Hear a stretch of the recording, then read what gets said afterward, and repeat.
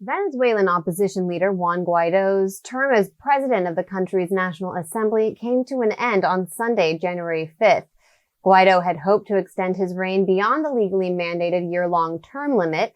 However, after it became clear that he did not have enough votes to win, the rookie politician actually attempted to jump the fence surrounding Venezuela's legislature in order to make it appear as though the government had prevented him from entering.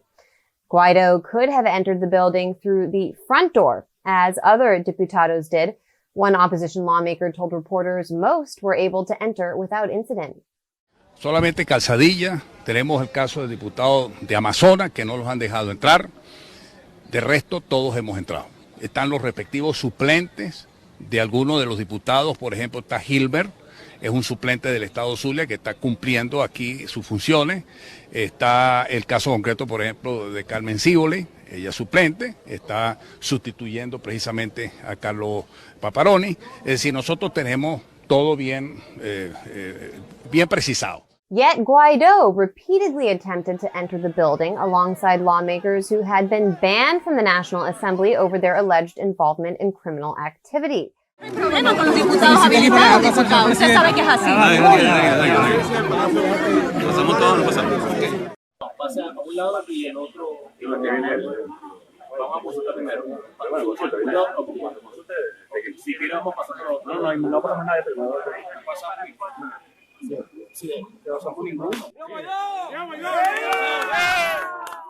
Luis Parra, who was elected as the new president of the National Assembly, claims Guaidó staged the incident because he did not have enough votes to win.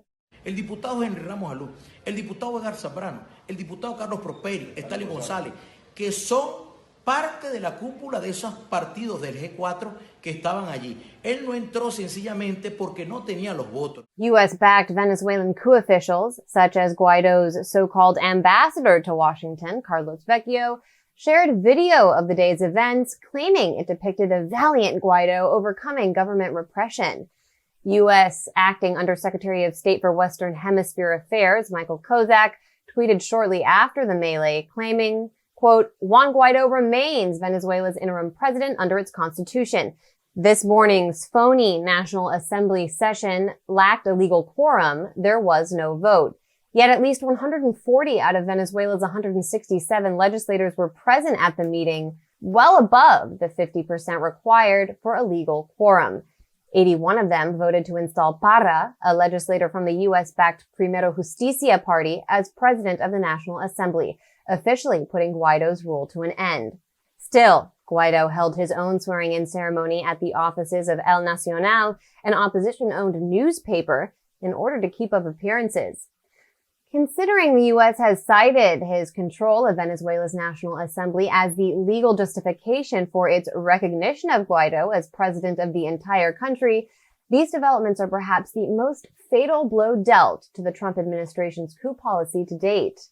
As I said on Twitter, the U.S. equivalent of his actions would be if Nancy Pelosi realized the Democrats were going to replace her as House Speaker, so she staged an incident outside of Congress to make it seem as though Trump prevented her from entering before she ran down to the offices of the Washington Post to hold her own swearing-in ceremony. To discuss recent events in Venezuela, I was joined earlier by Diego Sequeira, my friend, a Venezuelan journalist who works for the investigative news site Misión Verdad.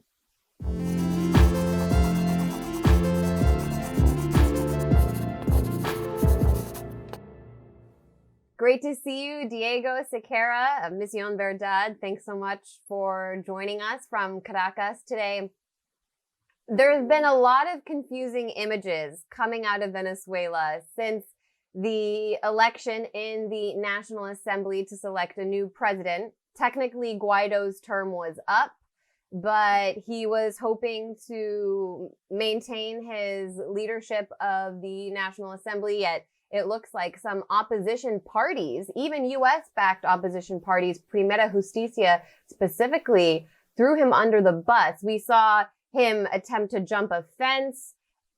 He also released images trying to go through various doors of the National Assembly. There are conflicting reports. So based on your sources, your understanding of things on the ground, What happened on Sunday when Juan Guaidó tried to enter the National Assembly building? Was he in fact blocked? Oh, not really. There's actual footage of how wasn't he actually blocked.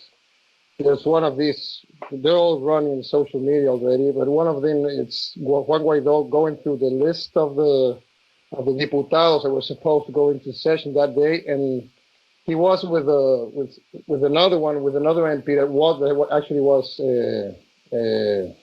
inhabilitado. He wasn't able to actually work because he has like open processes from recent times. So the thing is that security told him that he wasn't allowed to go in because he wasn't part of the deliberation. That's the main thing. So that's actually the moment.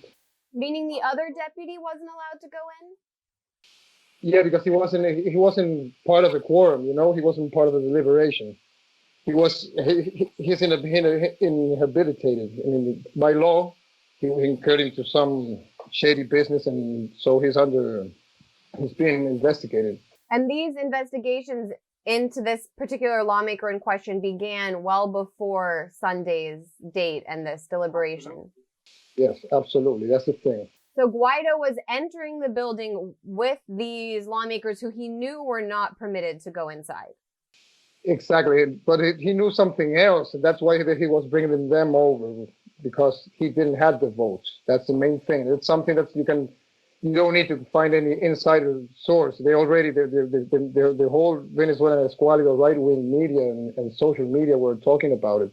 There's even a famous conversation between Jaime Bailey and Patricia Poleo, which are like uber right-wing opposition, actually, where they're more in favor of an unpolitical exit to the Venezuelan situation. So they're actually talking about what happened there, and they're the one that are saying that actually the votes that Juan Guaidó was going to bring over to re-legitimize him were going to be the votes of the substitute lawmakers. But you don't need the substitutes if you have the main MPs there actually in the quorum. And as you well said, this presidency, this new leadership of the National Assembly, it's built up. Yes, it also has someone from Voluntad Popular, by the way, and he also has something from Acción Democrática.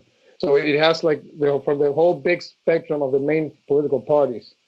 So it's like they're deeply, deeply divided right now. Voluntad Popular being Juan Guaidó's party, the party that has led this coup attempt on behalf of the Trump administration. But there's a whole variety of opposition parties, including Primera Justicia, which is also backed by the United States. It was actually founded by Leopoldo Lopez before he founded Voluntad Popular. But what does this say about the Venezuelan opposition right now? Why do you believe they've turned their backs on Guaidó at this point?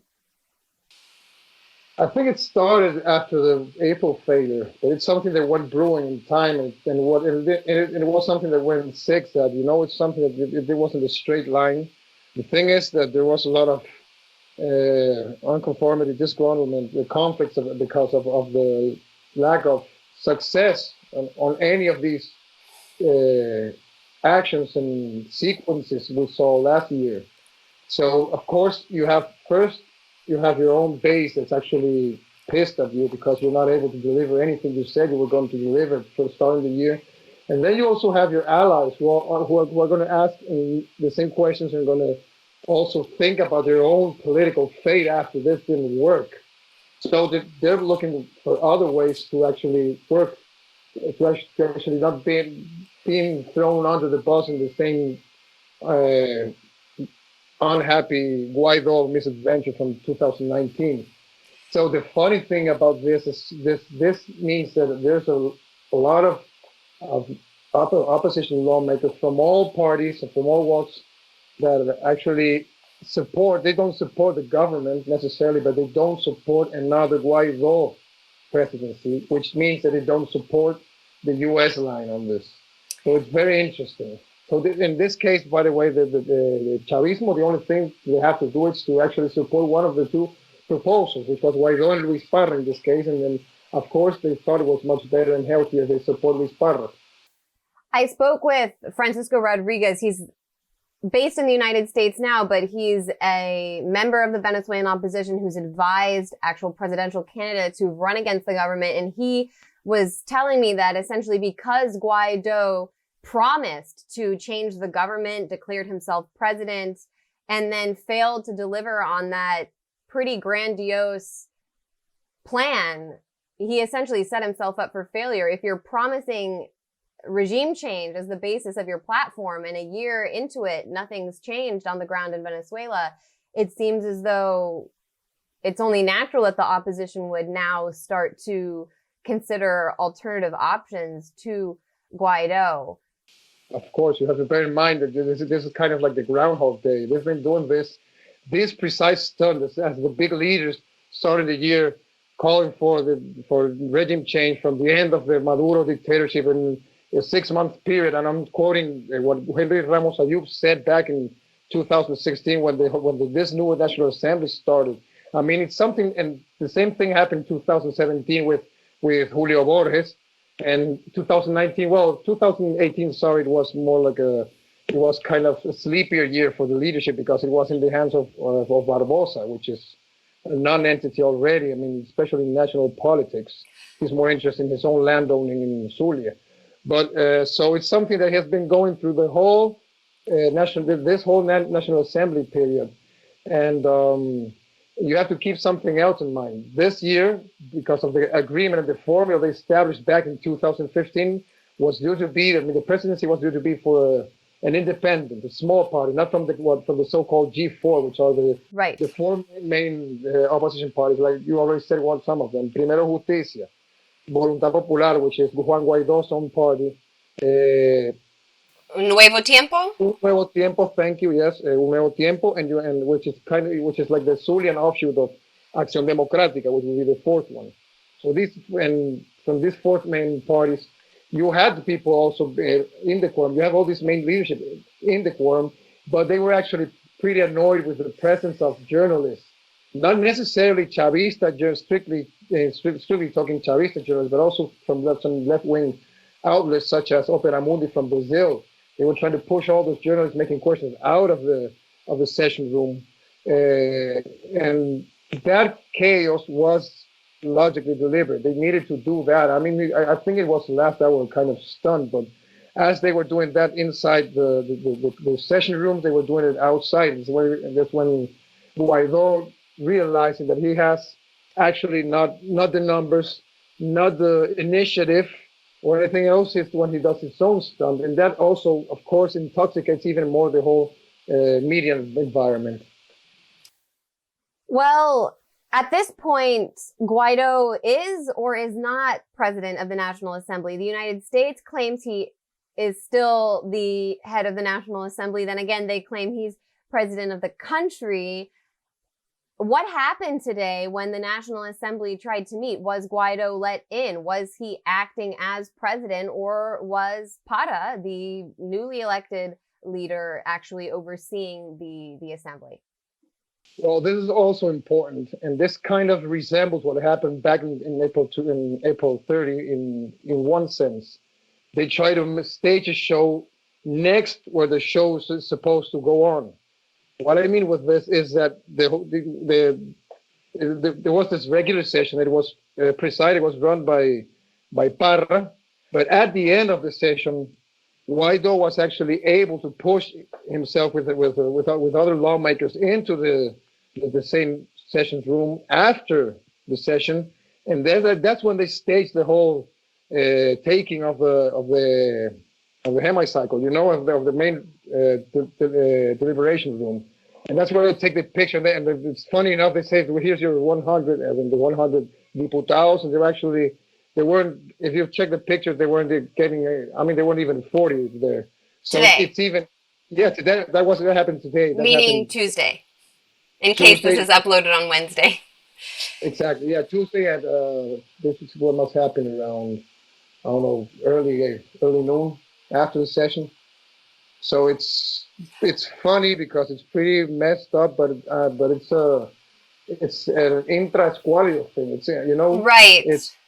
That's the most important part of it. That's the key point to highlight, I think, for the U.S. audience, because in mainstream corporate media and even on Twitter officially, the line has been that Maduro took over the National Assembly in Caracas. Yet, I don't know, if Maduro was taking over the National Assembly, I don't think he would place Primera Justicia, another US-backed opposition extremist party, in charge of the legislative body. That kind of contradicts the narrative that he's a dictator. It seems, in fact, that the National Assembly is being allowed to operate independently in spite of the fact that it's been declared illegitimate by the country's Supreme Court. It's allowed to carry out these debates between the opposition, and what we're essentially seeing is the Venezuelan opposition eating itself. Of course, the spin is they're going to say that that this other side of the opposition is what it was bought by the government or whatever. They're trying to call it that way. Actually, they found this demeaning word called the clap faction, as in calling for the food program of the government, as a way of saying that they saw that they were collaborationists and so forth.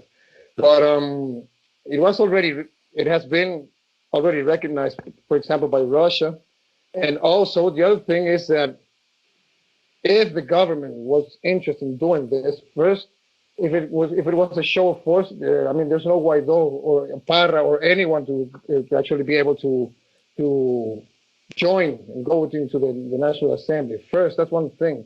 And the other thing is that you have to be accountable at some point of this huge mess you're into, and you're not doing anything about it. So some people, not the best. I mean, of course, I'm not a fan of Parra. I'm not going to defend Parra for being the new president of the National Assembly just because he's opposing Guaidó. I mean, but there's a process, and there's also this inner working of the National Assembly, which actually it's more on Parra's side, it's on Guaidó. So if the U.S. is actually worried about who's doing the legal thing, the legal and sovereign thing about this political body, it's what's actually Parra what is doing, not what Guaidó is doing. I mean, that's what's important, not even of the formula they settled before.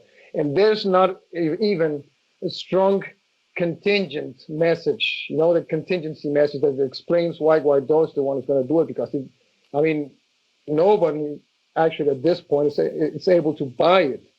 I mean, that's a fact. What's the sense in Venezuela? Do people feel as though Guaidó is no longer the head of the legislative body in the country? Yeah, I think, first of all, I think they don't care about Guaidó enough. And I'm not. Of course, you have your social media, Squalido Twitter, which is pretty active and all that. When you say Squalido, just for U.S. viewers, what does that mean? That means the opposition. That means, but not especially the frantic opposition, the hardline opposition. This was the term Chavez coined for them, calling them essentially the squalid ones. Exactly, the squalid ones, because they weren't able to gather enough people amass enough people for a rally. So they actually took them as like some sort of badge of honor, which is pretty funny. I mean,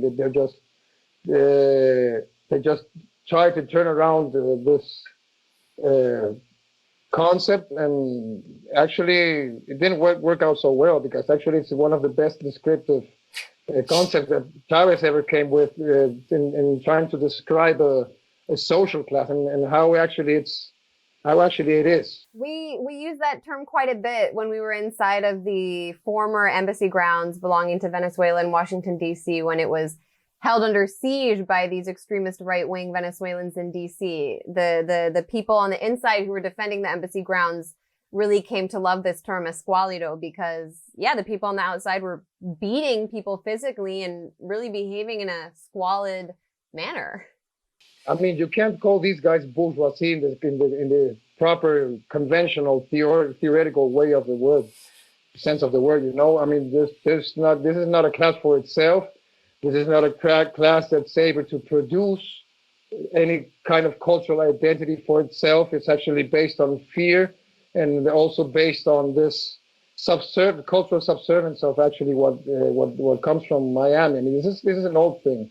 Of course, it's not something that's going to be fair.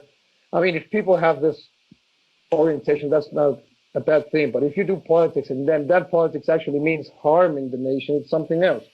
But just to stay on this Esqualido mindset, but you have also political escualios, which are pretty much the target of fun of, making fun of them, etc. It's something that we actually, yes. Just to stay on track about the feeling in Venezuela, because we talked about the escualidos for a lot, you're saying that there is a sense among perhaps that population that Guaido is still important, but outside of it, what's the feeling? I don't think they're taking it quite. They're not taking him seriously, and there's not. And I haven't heard yet someone tell me in a very upset or worried way what's going on with Guaido. It's an attack against democracy or something else. I mean, they just can't take him seriously enough, especially after such a year.